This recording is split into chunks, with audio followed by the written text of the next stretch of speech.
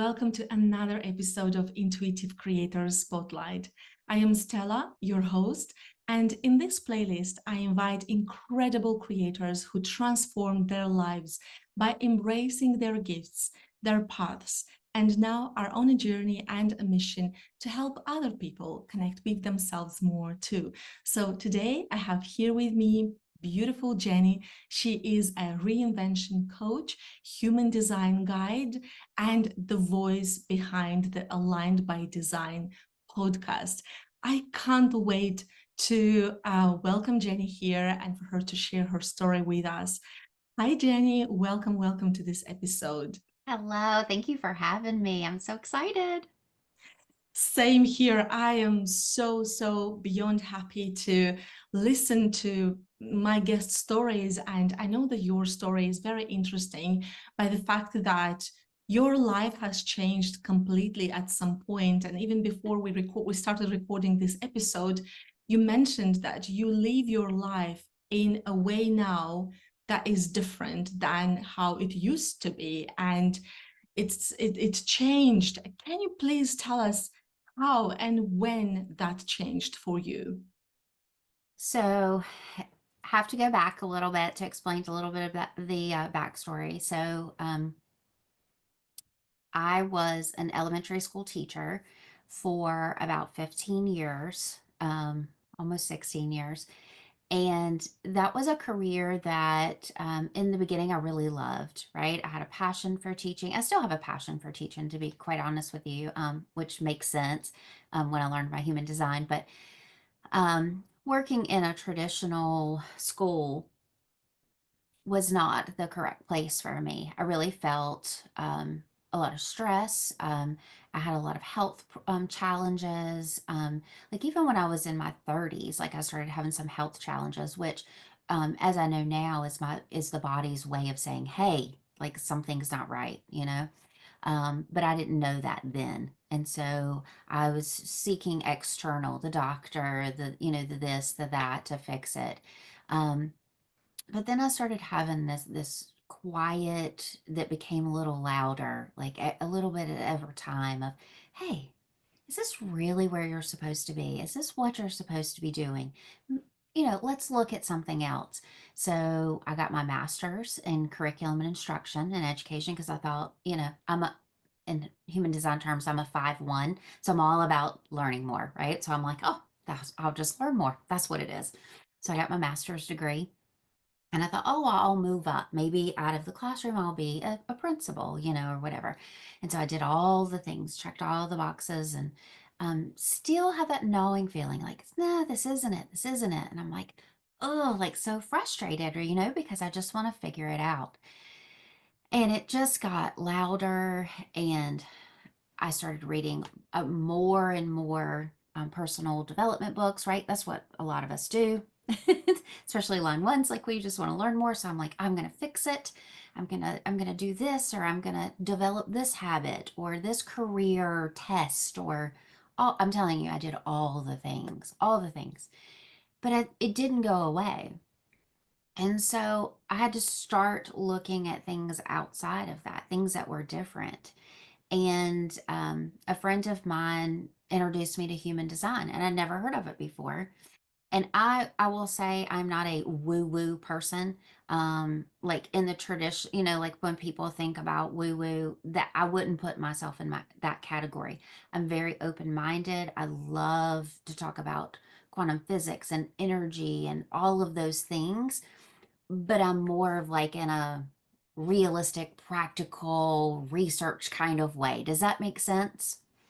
Absolutely. So, yeah. So my approach to human design was the line one. It was like dive deep, learn, and the more that I learned about it, the more that it changed me. And it was fascinating because as I started learning about, like, I'm a generator, and there's 5 types in human design. So as a generator, I learned that I am supposed to respond to life. And as I reflected upon that, I realized that that whole time that I was a teacher, I wasn't responding to life. I was trying to initiate. I was going out and trying to make things happen, which is why they weren't happening right. They weren't falling into place for me because it wasn't right for me. I was trying to push that narrative. And so I learned to step back, to listen to my body, to wait for the right timing to respond to things. And it's funny because around the time that all of this was coming together, I found this little sign, and it's in my office behind me, and it says, "Start with yes." And Mm. for me, it was so powerful because I had decision paralysis in my life. I had, because at that point I'd made so many decisions that I termed as bad because I was trying to push the narrative. I was trying to do this and do that. And it was like, oh, if this doesn't work, then I'll go try this. And I was like in this spigot, right? And this, oh my goodness, do this, do that, do that. And I was saying yes to things, but they weren't the right things. And so then it became, I was afraid to make any decision. And I think a lot of people get there, especially women, right? We Mm. want to be, a lot of us are the fixers, and so that happens. And so for me, then it became like I couldn't even make a decision about really mundane things because I didn't trust myself anymore. Mm. And so human design changed that for me because I was able to step back into my body and go, okay, I'm sacral authority, which means I need to listen to my intuition. It's going to give me a hell yes or a no. And I need to trust that. And so I had to build that muscle and learn to trust myself. And through that process, I was able to pivot out of my job into an amazing opportunity that's still in education, mind you, but it's not in a classroom. And I'm still teaching, but in a different way. It's more of the coaching. And so it's been amazing. It's changed my entire life. It's changed my relationships. And I just want to share that with people because it can transform you. Oh, it's so beautiful because you are talking about, hey, I found a way to trust myself, to Mhm. come back to myself, to just understand how I perceive the world, how I need to respond to the world. And it gives you so much power and it helps you actually step more into your power as well. I am a generator myself, and I don't know as much about human design, but when I found out that it's much better for me to also respond instead of like doing everything, everything became very clear because I realized that every time I tried hard, hard to push something, what would Mhm. happen for me is I would go into burnout Mhm. and I would put weight on and I would not sleep enough hours and I would just go into this mode of like not knowing what to do with myself. But the minute I release that, the minute I start to listen to everything around me again, everything changes and things flow easier Mhm. as well. And yes, as generators, you know, you act or behave or respond like that in the world, but there are other profiles, right? There are other types of people in human design. Would you like to mention them and maybe just give a short sentence of like what's the main thing for each? Sure. So, um, in human design, there are five types, and manifestors are one of them, or initiators. And that's just what it sounds like. They initiate ideas, and their strategy for life is really to inform people because manifestors have these great big ideas to put into the world, but they need to let other people know, like, hey, this is what I'm doing, because in kind of the ecosystem of the world, right? The manifestors are giving the ideas, and the generators are the workers. We're the ones that are doing the work. So we need those initiators or manifestors to tell us, to inform us, so that we can do the work. And we love doing the work as generators, right? Like, Absolutely. yeah, we will work ourselves in a tizzy. Um, so we talked about generators to respond to life. And then there are projectors, um, or our advisors, and they're here really to guide us. And they make up about 20% of the population. And projectors, their strategy is to wait for the invitation. And it sounds really similar to respond, but it's different because waiting for the invitation is waiting to give that wise counsel or that wise advice. Have you ever had been in a situation where someone had great advice, but they didn't have good timing on when to give it to people? Mm. They were probably a projector. Oh, So I felt that. Oh, that's a it great just lands wrong, one. like they have great, and like that is good advice, but not the right timing, or the person's not ready to hear it. Mm, So for projectors, it's all about knowing when to share that wise counsel so that it can be received. mm, Yeah. wow. And then, of course, we have reflectors, which are a very small percentage of the population. Only 1% are reflectors, and they're here to mirror back the health of our community and our world. And so for them, it's about waiting. They have to really wait a full lunar cycle or a month. To know what feelings are theirs and what are the communities and other people's. And then the last type, which is very interesting, is kind of a hybrid or blend of a manifester and a generator. We call it a manifesting generator. Mhm, And it's really they're generators first and foremost. So all of the traits that the generators have, manifesting generators have, and then some of the manifesting. So for them, manifesting generators, it is about responding, but it's also a little bit about that informing piece. So manifesting generate if a generator is a builder, think of a manifesting generator as an express builder. They build things faster. oh, that's like a fast pass to something. Yes. And they do, and they go from one thing to another, and they're not meant to complete everything. Mm, Um, yes, that's very interesting. But whereas generators, like we start something and we take it to completion, and mhm. manifesting generators, that's not necessarily true. So it's just fascinating, all the different It types. is. It really is fascinating, but then it gives you such a big permission to yourself Hmm. as you learn about that to be who you are. Because just the example that you mentioned about manifesting generators, they're not meant to necessarily finish things.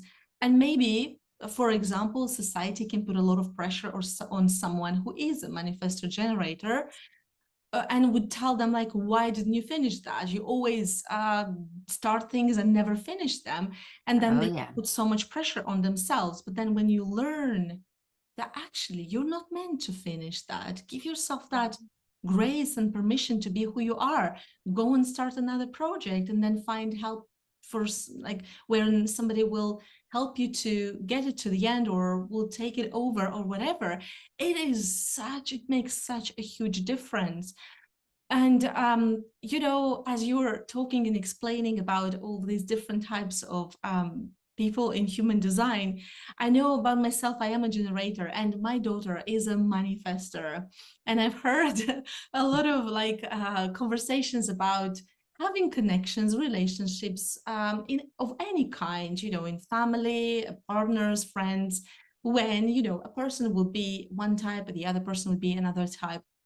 What would you say is uh, something that can help us have more patience with each other as we learn about each other's traits and profile and understand how to hold the space for the other person? Because, for example, in case of my daughter, as a manifester, she just knows what she wants to do and she was just go and do it. But at the same time, she would have these beautiful ideas, and then she would need a bit of support and encouragement for her to actually believe in those ideas too. And this is just one example, but when you look at all of the profiles that you mentioned, what would be one tip or more tips if you want to share on how we can have more patience with each other? So I want everybody to keep in mind that human design is the science of differentiation. And so when we think about it through the lens of that, and that we are all unique, we are all here to serve a purpose, right? And we know that, but to really think about every snowflake is different, every person is different, right? And so as we interact with each other, whether it be our family, our coworkers, community members, the person down, at the bakery, whatever it is, to understand that they are that unique snowflake and you are a unique snowflake and you aren't meant to be the same. And the thought that we are meant to be the same, that's that conditioning that we have in society, right? And so as you approach people and you learn to appreciate their differences, and it becomes so much easier to communicate with them because it's not personal, Mm, right? It's who they are. They're just expressing who they are, and you're expressing who you are. And so as you come together, you can, if there is, issues or, something you don't understand about somebody, if you always take it back to that lens of differentiation, oh, they just see it through a different lens than I do, right? Then it's not personal, it's not a problem, it's just a different way of approaching something. And so thinking about our family members, and those types, and type in human design is just that top layer. There's so much mm, below that. There's 64 gene keys or gates in human design, and we all have them. Everyone has them. But in some of us, they are what we call defined. It is a constant energy, right, that we put off into the world. And then some are undefined or open. And that's the energy that we're taking in from other people.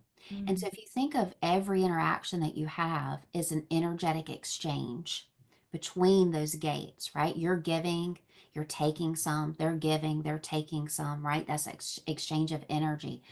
It's going to create dynamics within relationships that are different. And so that's why you experience some people differently than others. And mm, so you and your daughter have that special relationship, right? Where she has these big ideas and she trusts you to help mm, her with the parts that she needs help with. And you can help her by helping her learn that she needs to inform before she acts, right? Because mm, that's her strategy and that's her best way to approach the world. So we can gently and lovingly help guide people as we learn like who they are and their type and their strengths and our strengths and that energetic exchange. Does that make mm. sense?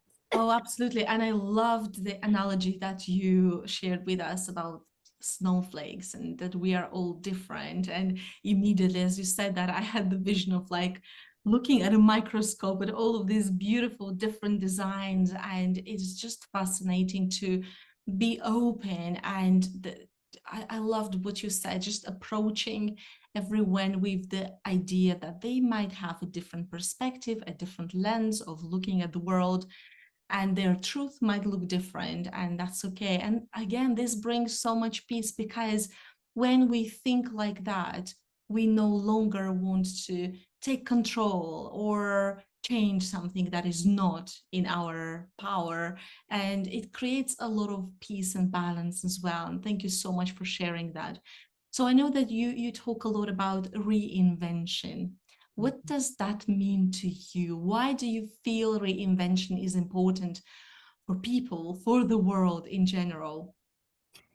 I think it's important because we're all conditioned, right? We come into the world, and there can be some conditioning as we come into the world, but a lot of times through no fault of our own, just growing up, right?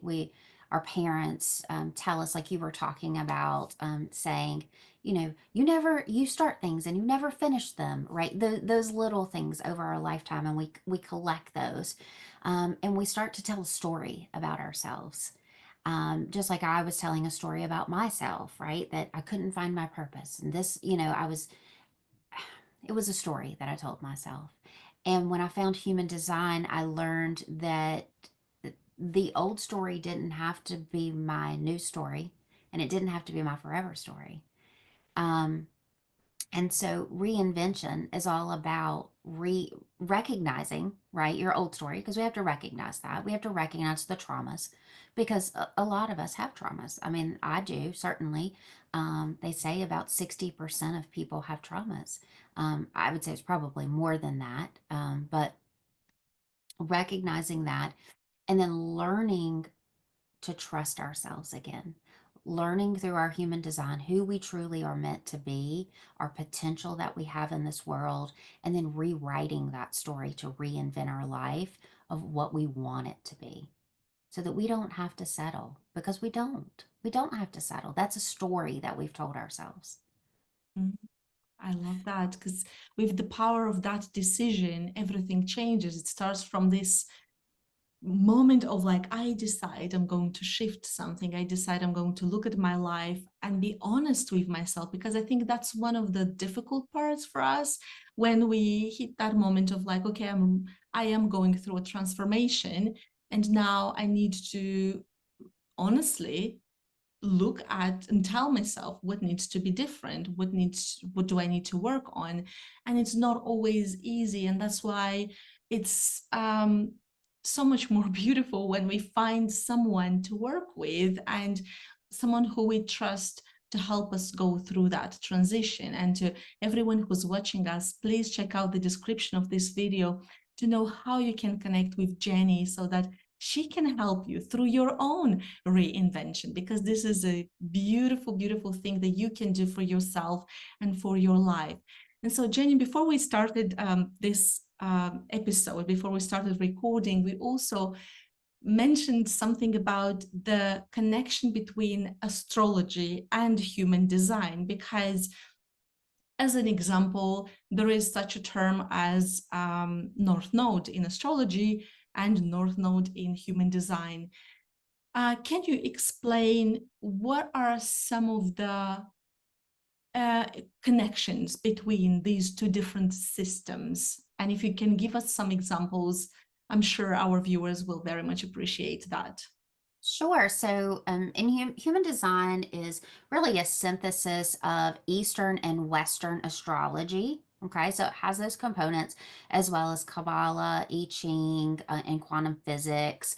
So it's a mixture of spirituality and science, which is one of the things I love about it. Um, so, thinking about the connection with astrology and human design, there is overlap. So, you'll see when you get your free human design chart from Aligned by Human Design, which is my website, you can get your free chart, free report, and you'll see that there's two sides. There's this beautiful body graph, is what we call it. And it's like an internal photograph of your energetic makeup. But you have a conscious and an unconscious. So it's a spirit and a body. And there'll be numbers there. And that always confuses people. But in human design, that is your gates. There are 64 gates in human design, which I mentioned earlier. And so think about, like, envision you have the earth, right? And then above the earth, we have space and the planets. And so imagine if there were like this invisible net around the earth and it were divided into 64 hexagrams. Okay. And then, so each of those hexagrams, one of the planets is going to align, right? Within that invisible net of hexagrams, if you will. Okay. And so that's where we get the gates in the planets. So you will see, like, on your chart, like your sun gate, your Pluto, all the things. And so that's where that comes from. And so each of the gates has frequencies and traits. And I don't want to go too deep into that, but certainly that is a great place to learn more about yourself. And that's something that I do with my clients as part of that reinvention, right? Is learning about themselves and their traits and who they were born to be through those gates. So thinking about the North Node, like you were saying, I think you said yours was Pisces, right? So very much so that the North Node in human design, that gate is going to correspond with planetary alignments, constellations, things like that. So there's a lot of overlap with astrology and human design. Thank you so much for sharing that. And absolutely, please, to our viewers, please go to Jenny's website and connect with all the information that she has to share with you, and also check out her podcast as well. I absolutely love to listen to you, Jenny. You have so much wisdom to share with the world, and I love the examples and the analogies that you bring into this interview as well. I know that in your coaching you help women rebuild self-trust, and you use everything that you know, your experience, your knowledge, to do that. Why do you think it happens so often nowadays that we may lose the connection with ourselves, and as a result of that, not trusting ourselves? Where do you feel that happens? I think it really comes down to conditioning. We're in a very, especially now, we're in a very fast-paced world with technology. There's a lot of demands on us. Um, People are thrown into so many different things constantly throughout the day. Think about just social media. I mean, it's just constant this, that, and it's all different things. And then just life coming at us and the stress, as well as I know for me, like I was, our parents did the best that they could, but they told us that we needed to do something to be something, right? Or to do something a certain way. And so that's that part of that story that we tell ourselves. And as you start to get into, especially like your 30s, and definitely your 40s, I think it becomes very apparent that for most people, not for all people, but for most people, especially women, that the life you're living is not who you were meant to be. And that's why it can be such a wake up call, like that midlife crisis. And they know they're meant for more, but they can't figure out what it is because they don't have the tools. And so human design gives them those tools to really learn to trust themselves again and understand who they are and unravel that conditioning that they've had their entire life. Such a beautiful, precious gift, because that can change so much, and it can change your routine. You have more strength and courage to talk about how you want to have your routine, how you want to wake up, when you want to wake up, what kind of actions you want to do, because then you no longer are stuck in this wheel of like, should I do this? Should I do that? Is this right for Should. me? The Mm. shoulds. That's what I call it.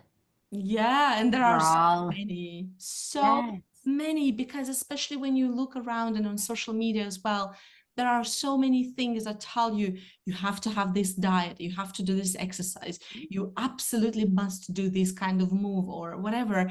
And it creates this, yes, fear of missing out, but also a paralysis in a way, because you're like, but what is right for me? Because I have no idea, no clue.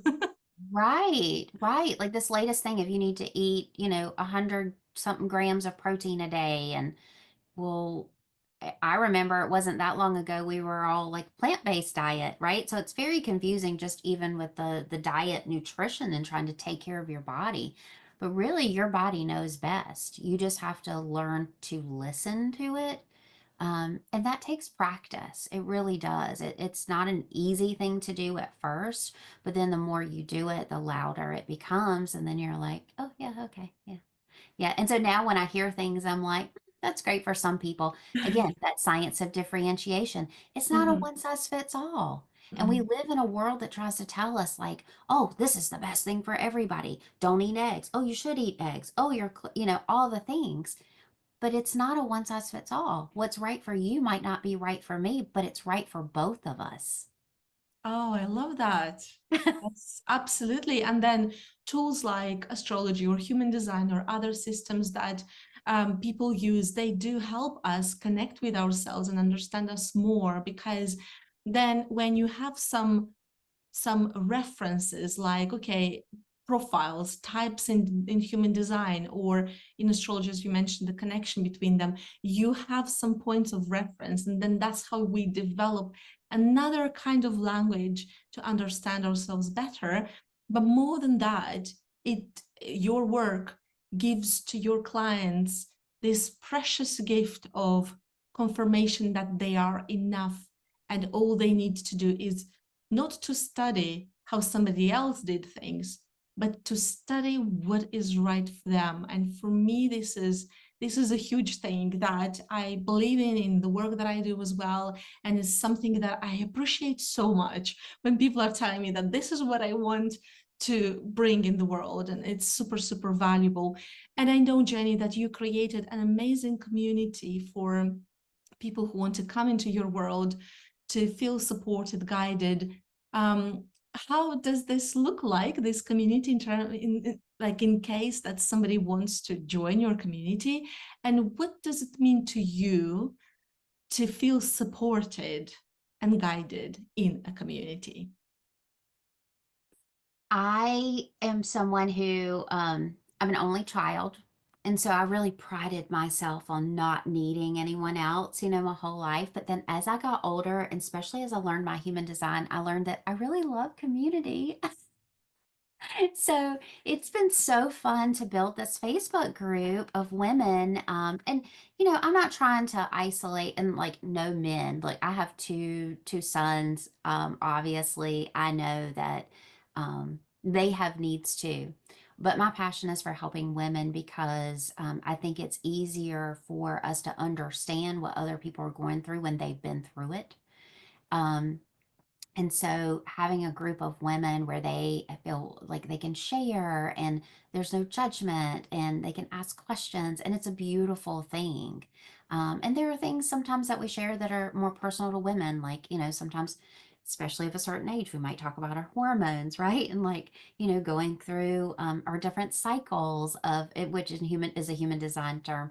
So our Facebook community is a great place for us to be able to get together and share and just be vulnerable and open and trusting and learn about ourselves through the lens of human design together. Thank you so much for that. Thank you, Jenny. And before we close this episode, I would want to ask you one last question. What is your greatest hope for the women you work with and for the world? Mm. I think it for me, it's all about love.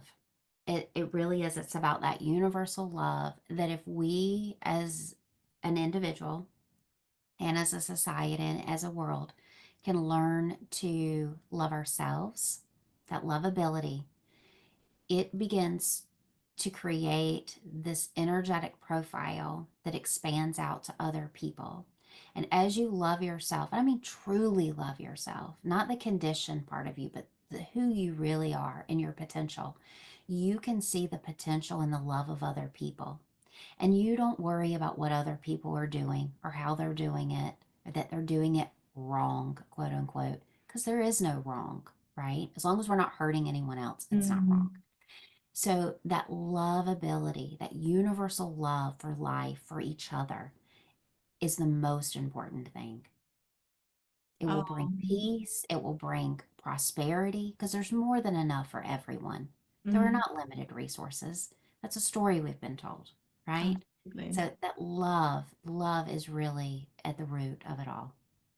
Thank you so much, Jenny, for this beautiful message and for all the wisdom you shared with us in this episode. To everyone who's watching us, please check out the description of this video to connect with Jenny, with her beautiful community, and with all of her wisdom and teaching. If you're new to our channel, please subscribe, like this video, let us know your thoughts, and I can't wait to see you again next time. Thank you for watching. Bye.